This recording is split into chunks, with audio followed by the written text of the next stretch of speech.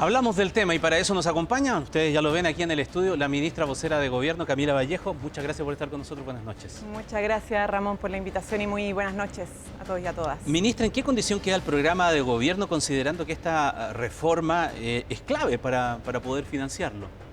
Bueno, nos quedan 3 años de gobierno y por cierto que vamos a seguir trabajando en buscar los caminos que sean necesarios a través del diálogo y los acuerdos para encontrar las soluciones para la gente. Yo quiero insistir en este punto, porque aquí más allá de la lectura política, la lectura de las consecuencias para la gente es importante también hacerlas ver.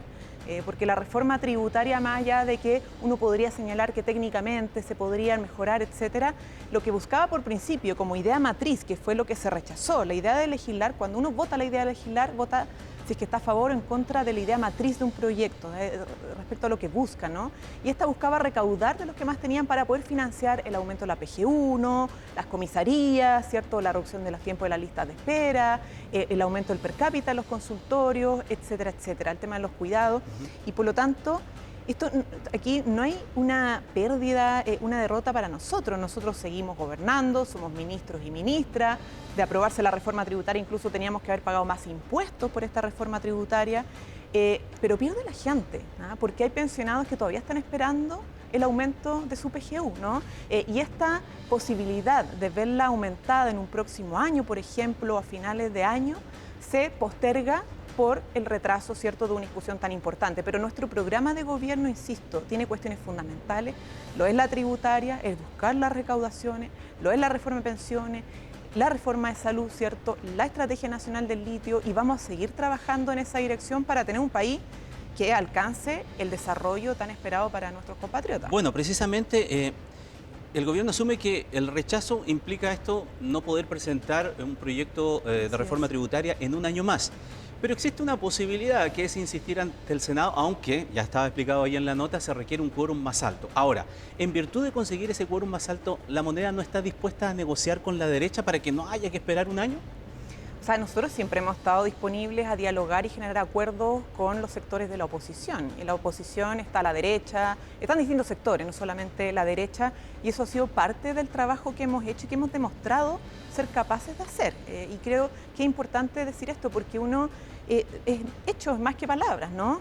No vale solo los discursos, sino que qué es lo que hemos hecho para demostrar la disposición al diálogo, la disposición a negociar y llegar a acuerdos, ¿no? Lo hicimos, por ejemplo, con el proyecto 40 horas, ¿no? Presentamos como gobierno varias indicaciones que fueron respaldadas transversalmente justamente a propósito del diálogo que hicimos con el mundo empresarial, sindical y con la oposición. Y logramos un avance sustantivo con sectores de la oposición en el Senado para darle un avance a las 40 horas. ¿Qué quiero decir con esto? Es que no pueden poner en duda que haya disposición, y nosotros lo hemos señalado desde el día número 1 con la reforma tributaria.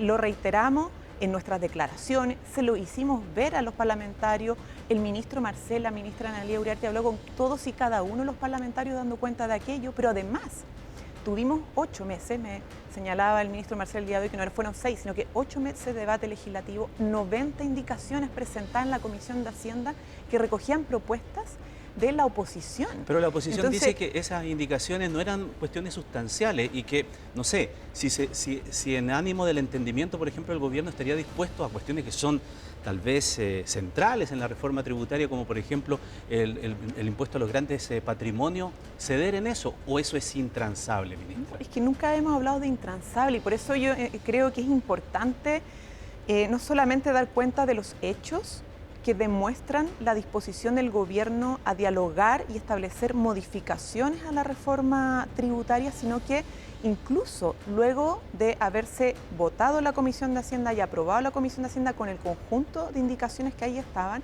hemos dicho que queda camino por recorrer y hacer otras mejoras. A mí personalmente, como vocera de gobierno en su momento, incluso un periodista me hizo la pregunta: ministra, ¿el gobierno está disponible a negociar la reforma tributaria? Algunos han planteado el tema del impuesto a los altos patrimonios y lo que nosotros dijimos, ver, evidentemente que hay disposición manteniendo y recordando ciertos principios, eso sí que son fundamentales de la idea matriz, porque si me proponen reducir impuestos, ya eso cambia la idea matriz, ¿no? Que es lo que además podría porque el tema del año tiene que ver con las ideas matrices del proyecto. No es que se impida discutir temas tributarios, ¿no? Si alguien propone disminuir los tributos es otra cosa. Ya, queda claro. Pero quiero cerrar con este tema, Ramón, que es que Yo misma señalé a nombre del gobierno que había disposición siempre y cuando lográramos mantener el principio de justicia tributaria, es decir, que los que tienen más paguen más, aporten proporcionalmente más y que logremos la recaudación que se requiere para cumplir con el aumentar las pensiones, ¿cierto? Cumplir con los recursos que se requieren en la red de salud para disminuir los tiempos de espera, para poder financiar más comisaría, más dotación policial, porque la reforma tributaria buscaba 2,6 puntos del PIB, ¿no? Solo esta, vienen otras, el royalty, etcétera. Y esto no era solamente para PGU, ¿no? Buscaba financiar objetivos concretos. Y en ese marco de principios fundamentales de la idea matriz había disposición a buscar mecanismos mejores, etcétera, y hacer modificaciones. Queda mucho más trecho por recorrer, pues esto había salido recién de la Comisión de Hacienda, queda la sala Cámara, luego el Senado, la Comisión del Senado. Entonces quedaba espacio, ¿no?, para mejoras. Y parece, de sus palabras se desprende de los ministros, que también todavía habría ese espacio para poder seguir conversando dentro, respetando las ideas matrices. Ahora, hay otra cosa que ha salido en el día de hoy, ministra. El presidente y sus ministros han sostenido que votar en contra de la idea de legislar es negarse al diálogo. Eso implica votar en contra de la idea de legislar. Sin embargo, el propio presidente Boric se le ha recordado en el día de hoy que cuando el expresidente Piñera presentó una reforma tributaria, se negó a la posibilidad de legislar en esa materia. De hecho, ahí hay un tuit de esa época, ha salido mucho en el día de hoy, ¿no? El ministro Blum insiste con la idea de que rechazar proyectos del gobierno es obstruccionismo. Si evaluamos que la propuesta de reforma tributaria es regresiva y favorece a los más ricos, tenemos el deber de rechazarla. De hecho, hay imágenes de archivo de las sesiones donde se votó en contra, donde usted también votó en contra de la idea de legislar. Entonces, la pregunta es, por ahí están esas imágenes, ¿por qué la idea de rechazar la idea de legislar es mala cuando se es gobierno, pero cuando se es de oposición uno la avala? Creo que en la misma publicación del presidente al momento de ser diputado responde a esa pregunta, porque el problema del rechazo o aprobación de la idea de legislar no es un problema en sí mismo, tiene que ver con qué idea matriz tú rechazas. Si tú no estás de acuerdo con la idea matriz, que en este caso era en el tiempo del gobierno de Sebastián Piñera de disminuir los impuestos a los más ricos, hacer un sistema tributario más regresivo del que tenemos, por cierto, que uno manifiesta legítimamente y transparentemente que no está de acuerdo con ese principio fundamental. Pero aquí lo que se ha puesto en cuestión por parte de la oposición no es estar en contra de la idea matriz de un sistema más progresivo que permita recaudación para ayudas sociales. Eso no es lo que se ha dicho públicamente. Lo que se ha dicho públicamente es que la reforma es mala en su contenido y técnica, no en la idea matriz. Entonces, si el argumento es que tiene fallas, y el argumento no es que estás en contra de avanzar hacia un sistema tributario progresivo, entonces no se justifica que le cierres la puerta, que le aprietes la cadena a la idea de legislar un sistema tributario más progresivo, porque eso inhabilita el que vayas a discutir las mejoras dentro de esa idea matriz. No sé si me explico, pero son cosas totalmente distintas y la misma publicación del presidente siendo exparlamentario responde a la pregunta. Ministra, una última cosa sobre esto relacionado con las pymes. El ministro Marcel dijo que este rechazo va a perjudicar a las pymes porque había una progresividad en el sentido de los impuestos que tenían que pagar y aquí de un golpe van a tener que pagarlo, subir al 25%. Sí. Ahora, ¿existe la posibilidad, si no hay entendimiento, de que el gobierno pueda promover una ley express en esta sola materia para que las pymes no se vean colapsadas de tener que pagar de pasar de 10 a 25%? Es que eso es el problema que subyace al rechazar la idea de legislar. Es que el contenido de la reforma tributaria no se puede repetir en un año. O sea, si nosotros queremos presentar este año contenidos similares a esto, prácticamente para lograr el objetivo iguales, el Congreso Nacional te diría no puede ser porque hay que esperar un año en términos constitucionales, ¿no?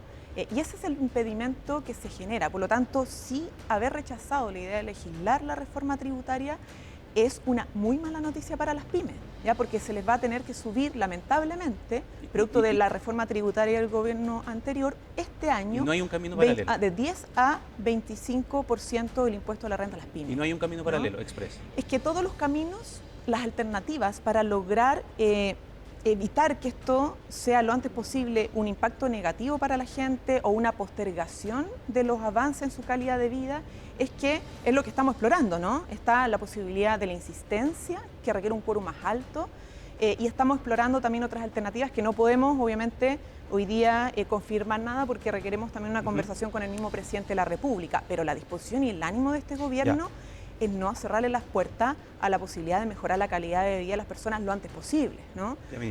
Y porque si no, tendríamos que esperar un año y todo se posterga un poco más. Queremos adelantar esa posibilidad y para eso estamos explorando otras soluciones en este 2023. Aprovechando que usted está aquí y ante la insistencia, yo sé que el otro día cuando dio la conferencia de prensa, ya sé la primera pregunta que me van a hacer, pero antes que le haga la pregunta, vamos a ver la nota porque se habla de que mañana podríamos tener novedades en un ajuste ministerial. Veamos la nota y le hacemos la inevitable pregunta a la ministra vocera de Gobierno. Presidente. No hubo más que una sonrisa para esta particular petición. En otras, sin embargo, hasta tomó nota. Es que el cambio de gabinete sería inminente en La Moneda en la antesala al primer aniversario de gobierno. Entiendo yo que el gobierno anunció que este cambio se debiese producir mañana. Ajuste ministerial con el que Boric buscaría mejorar la gestión para su tercer tiempo. Pero si hace días la presión oficialista empujaba cambios en carteras sectoriales como cultura y deporte, en las últimas horas los dardos apuntan al ministro de Educación. El altercado que Marco Antonio Ávila tuvo con la diputada ecologista Viviana Delgado habría sido clave, según algunos, para el rechazo de la reforma tributaria. Incidió significativamente para el rechazo en general de la reforma tributaria. Yo espero que el presidente Gabriel Boric evalúe bastante bien la permanencia del ministro Ávila. El ministro de Educación simplemente ya no da para más. ¿Se hace urgente el cambio de gabinete? Sí. La permanencia de una persona, si es prescindible para facilitar el objetivo del gobierno, creo que uno tiene que tener el alto altruista de dar un paso al costado. El ministro de Educación ha hecho una buena gestión que no necesariamente se debe ver empañada por un error puntual del cual ya pidió disculpas. ¿Qué le parecieron las declaraciones de la vocera ayer que dijo que no era un comportamiento de un ministro? Estuvo ausente en la ceremonia del 8M en La Moneda, pero este jueves el jefe de la cartera de Educación reapareció en una clase magistral liderada por la expresidenta Bachelet en la Universidad de Chile. En el norte, el presidente Boric se refería así a los efectos que dejó el episodio de Ávila con la parlamentaria. En ningún caso le atribuyo la responsabilidad por que un proyecto estructural se caiga o no se caiga. Yo no justifico que nadie, ningún ministro, le levante la voz a una diputada ni a nadie. No corresponde y el ministro ha sido personalmente reprendido por aquello.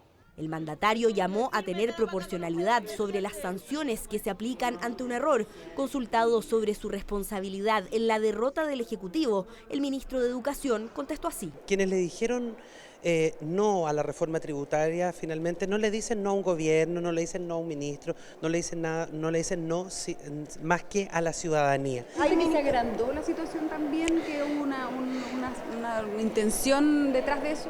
Yo diría que hay varias antecedentes que ustedes, me imagino, en la prensa tendrán que averiguar como corresponde. En medio de la presión oficialista, desde el PC hicieron un llamado al mandatario que tuvo inmediata respuesta. Lo que corresponde al cambio de gabinete es que llegue gente con convicción a defender el programa de gobierno.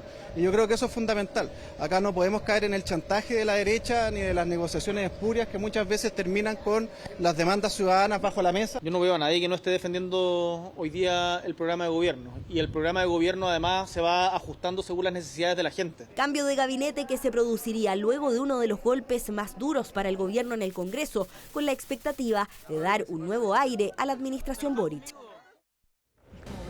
Ya, ministra, yo sé que es el presidente de la República el que hace los cambios, que no se anuncian los cambios, aunque hubo una presidenta de la República que lo anunció en un programa de televisión alguna vez, pero yo sé que usted no lo va a hacer. Hay innovaciones. Sí, hay innovaciones, yo sé que no lo va a hacer usted. Entonces se lo voy a preguntar de otra manera. Dado que este impasse con el ministro de Educación es tan fuerte, ¿camina sobre la cuerda floja el ministro Ávila? Bueno, yo voy a repetir hasta el cansancio lo que usted ya sabe que voy a decir.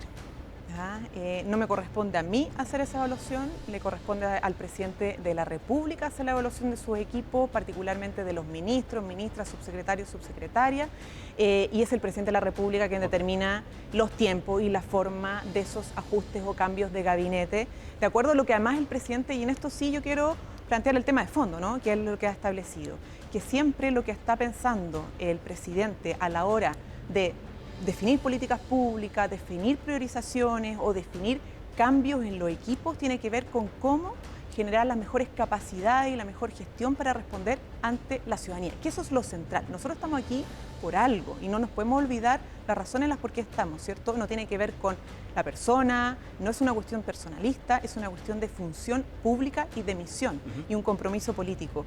Y eso siempre es lo que va a estar sobre la mesa. Y lo otro, yo quiero volver al punto, lo de la reforma tributaria, atribuirlo a que un impas por acá, un altercado por acá, que si me gusta un ministro, no me gusta un ministro, es de una irresponsabilidad tremenda. La votación en el Congreso tiene que ver con lo que se plantea en la sala al momento de votar. ¿Ya? Yo fui parlamentaria y con el mérito de esa discusión. Entonces, pero yo es un mensaje no veo espacio para esos parlamentarios de sus filas que no... es que no son de mis filas, no son de nuestras filas. Bueno, y en eso también... del porque progresismo, por decirlo no, es que todo el oficialismo votó, todas las bancadas parlamentarias de los partidos oficialistas sin distinción alguna, votaron a favor de la idea de legislar y la Democracia Cristiana, a quien reiteramos el agradecimiento y la valoración producto de ese respaldo a la votación de legislar. El resto, que no, estando en el Congreso, no votó o votó en contra de la idea de legislar o se abstuvo en la votación de la idea de legislar, es del mundo de la oposición al gobierno, no es del mundo oficialista. Los ecologistas verdes no son oposición. No son oficialistas. Ya, pero no son oposición. Es que no voy a entrar en teoría. No voy a entrar en esa discusión bien. porque yo creo que hace rato ha quedado claro que hay... al menos matices. Ya. Al menos matices, pero hace rato que la lectura es que no hay un intento de ni ser oficialista ni acompañar el programa de gobierno, sino que es de ser oposición. Gracias, ministra. Entonces nos vemos mañana antes del mediodía en La Moneda. ya está suficiente, no lo voy a insistir. No sé qué que habíamos anunciado eso, pero seguimos trabajando y además hemos estado trabajando intensamente para preparar el Consejo de Gabinete el día sábado, que ahí espero que nos acompañen, por cierto nos van a acompañar porque hacemos balance y proyecciones, va a ser una jornada de trabajo al cumplirse nuestro primer año de gobierno. Gracias, ministra. Muchas gracias. Muy buenas noches. Y buenas noches.